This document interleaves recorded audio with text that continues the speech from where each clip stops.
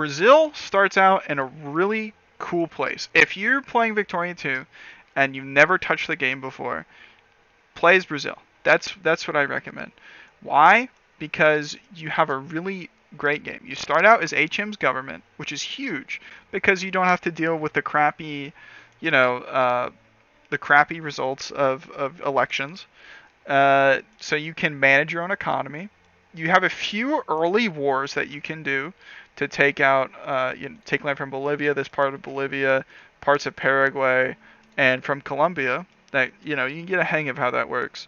But then from there, the world is literally your oyster. I mean, you're strong, you're a high pop. The only downside is your literacy rate.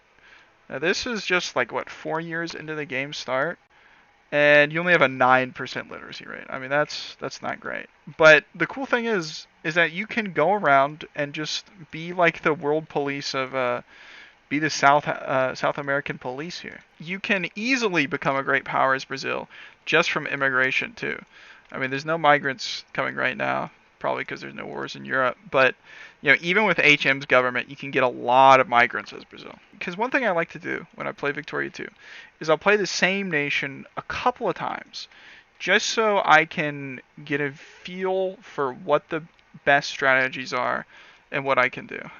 Here, so as you can see, it's a pretty big time jump. But here is it's Brazil and Africa. You want to spam ships, and I end up spamming convoy raiders. They seem to be the most efficient money-wise for getting colonial power. And I might be wrong on that, but that's just what I like to do. Also, you can build them in more ports. Ironclads you can only build in like what level? Yeah, ironclads you have to build in level 3 ports, but commerce raiders you can build in level 2. I mean, that's huge. That's a huge, or even level 1. I think that's huge. I mean, I cannot stress, because going around and clicking on all of your provinces to upgrade them to ports, that's annoying. In this game, I fell to rebels. This is something you'll do if you play as Brazil. It's pretty hard not to eventually. I had armies here protecting my capital, but it was just too much. That's just how the cookie crumbles sometimes. And here, I think I accidentally got into a war with the Turkish and the Spanish. I think I won this war, but I saved the game. I saved scum to try and do a good job here. But at the end of this game, 8th great power, could be better. But I have a huge population. Yeah, I ended up, I mean, if you're colonizing Africa, here's my pro EU4 tip. You want to get Nigeria. Nigeria has a lot of pops, and they have a lot of good resources. I mean, I've got rubber here. I've got coal. Where is that? I had coal here. Let's go to RGO map mode. I mean, this is one of the highest producing rubber provinces in the whole game. It's just a great region to go for if you're colonizing Africa in Victoria 2.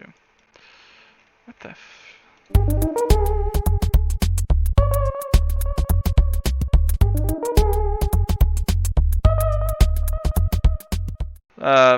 yeah, alright. Whatever game.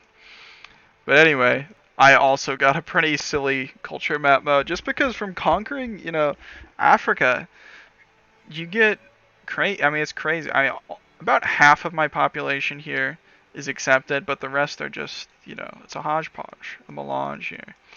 I didn't go to Asia this game because I wanted to focus on Africa. That's really what I wanted. That's why I got my colonial power so high, because Africa was my focus. And like I said, if you're playing as Brazil or any country that's not in Africa, you're never going to be able to turn these colonial regions into states, which is good and bad, right? It's good because these people will never leave, so they're stuck working for you, and they're stuck harvesting resources for you. But it's bad in that you'll never be able to get these, you'll never be able to, to get some of the benefits of having them as full states. Like being able to build factories, which is a huge, huge, huge deal, right? But if you play as South Africa, you can do that. And that's awesome. That's one reason why I like them so much. Basically, when you've conquered Africa, or you've conquered Asia, and all the countries in Asia have westernized already, you can very easily beat up these guys over here, Arabian Peninsula, and just get free land. And also, oil, which is, Who doesn't like oil? Everybody likes oil. Let's look at the craftsmen. So yeah, the vast majority are Brazilian in my home territories, yeah. I mean, but what are these? So you see, this is the craftsman glitch, literally. We have South Andean pops in, starts with a T. Yeah, here it is. So I conquered this from Bolivia at the start of the game, and there were South Andean craftsmen here. And it didn't, I mean, I guess it must have updated eventually, but no, it didn't. These Afro-Brazilian craftsmen are probably just from internal migration, but the rest of these are likely a result of the craftsman glitch. And I'm curious here, yeah, Santa Fe, I mean, these provinces were ones I conquered. This is the most successful game I've ever had as Brazil. And I think this shows you just how much you can do as Brazil. I mean, and of course, you can always go into Asia. I mean, always. And I think the game that proves that the most is this next game, where I play as Persia